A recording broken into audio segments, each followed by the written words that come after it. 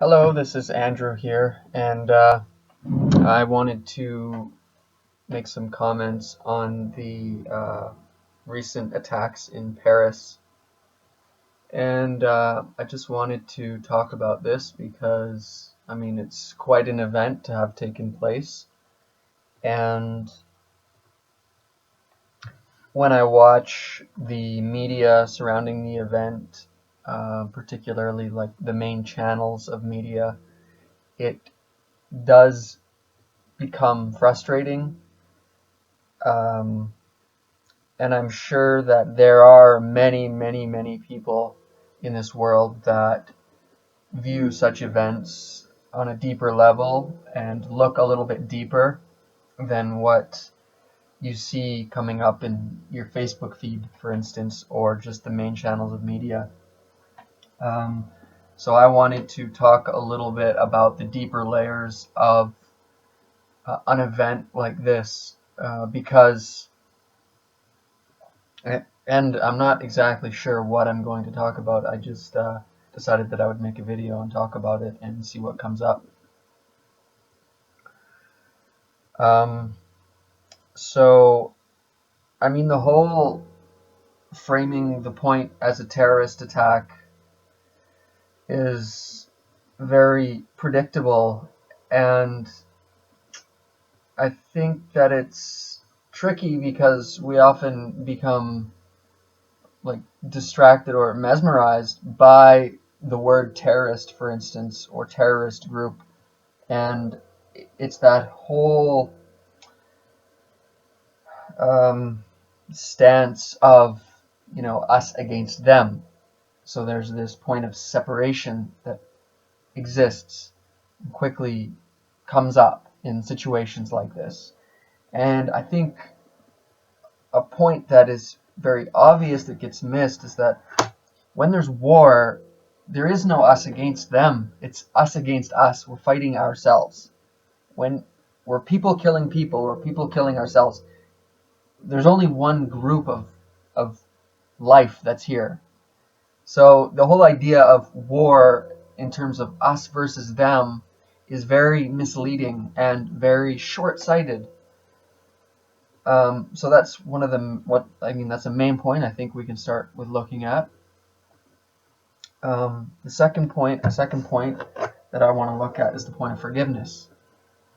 Um, from my perspective, forgiveness is the first point, the very first point that should come up in a situation like this. Um, now, obviously, standing in the shoes of a leader today, a world leader, and you, it's difficult to say, forgiveness is the first point that should come up because these positions are so ingrained and the system functions in such a specific and particular way right now that it's you can't really just say forgiveness is the first point that should come up because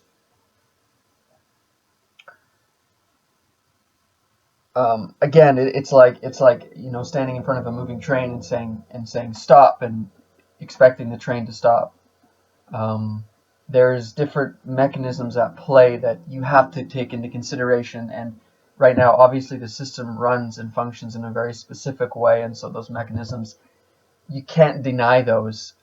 Something like forgiveness is not part of the vocabulary of um, the way that these positions of leadership function right now. If you listen to the presidential campaigns that are happening right now, Canada just went through an election. I didn't hear anything about forgiveness. No one talks about forgiveness. It's not something that's part of um, the policy platforms. Uh, in terms of, I guess that specific word and being something that is very front and center in terms of how we can actually go about changing our reality. So that's a point that comes up for me that I did want to mention is the point of forgiveness in terms of when these events take place. That should be the first point that comes up because, you know, as a whole, as a society, we're all participating, and we are essentially the ones that are creating terrorists, creating animosity, conflict, friction. Um, so I think forgiveness is a very important point to consider. Um,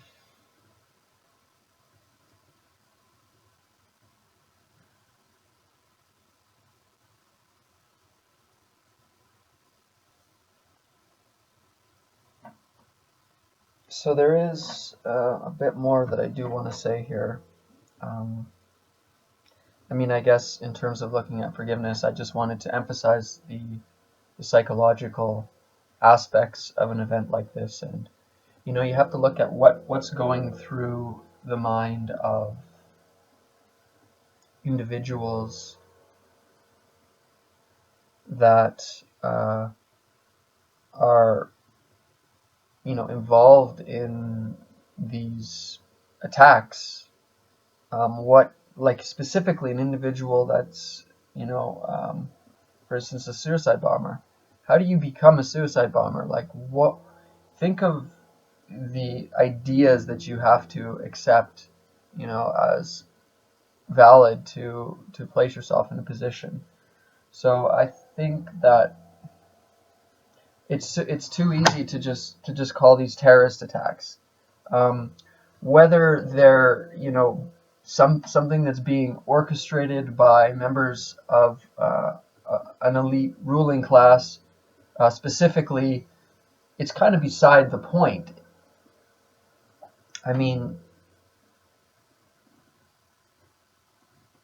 I think these events may or may not be as random as we think they are. So they could be very well planned, or they could be almost reactions by specific groups towards their own conditions of their own lives. Um, so there's a lot of different layers to look at, and that's the main point that I want to mention here when looking at these events is it's so easy to just react and to blame a terrorist group, or even, you know, our own government, or different religions. It's just like our default programming as human beings is to blame other people, to lash out instead of um, first maybe taking a stance of absolute forgiveness and forgiving, you know, these people for the mistake that they made, you know, and it's not just the people attacking that are making the mistakes. It's the people involved in creating these attackers. You know, our world system functions in a way where you have a minority of individuals living a very good life at the expense of millions of other people that are essentially creating that life for them, living in dire conditions, working in positions that, you know, aren't desirable. And so, you know, when you have nothing left, you have nothing to live for, to end up in a group that is fighting for something more to the point where they're actually committing acts of war. I mean, it's it's not necessarily just their fault. You have to look at the whole system and everybody's participation in the system. So, so yeah, if there's one point that I would like to, you know, emphasize in this video, it's the point of, when looking at these events, you've got to look at it from the starting point of forgiveness, um, and taking it from there, and then looking at what measures, you know, could be done. You know, what you can do in your own life to stop fueling and feeding the manifestation of these events. A point that people often miss is their own inner wars that they're having within themselves, where, for instance, you could walk by somebody on the street or have an encounter with someone, and you can have actually very harsh, critical, judgmental thoughts towards another person, which could be attacking in nature, which is essentially an act of war that you're committing towards another, in your own mind, that you do so frequently that you don't even notice anymore that every individual is actually existing in this war state, in this fighting, conflictual state, whether towards others or within themselves, even where you're judging yourself. So that war exists on different layers, and I think it's important for people to start really investigating deeper into what is the manifestation of war and how do we create it, and where are we responsible as individuals, also in our own lives, in creating war on a larger scale. Because obviously in media, it's such a one-dimensional view of it, us against them, and we're gonna get revenge. I mean, you can't create peace with more fighting and more war. So I would recommend considering self-forgiveness, and that's where I'll leave it.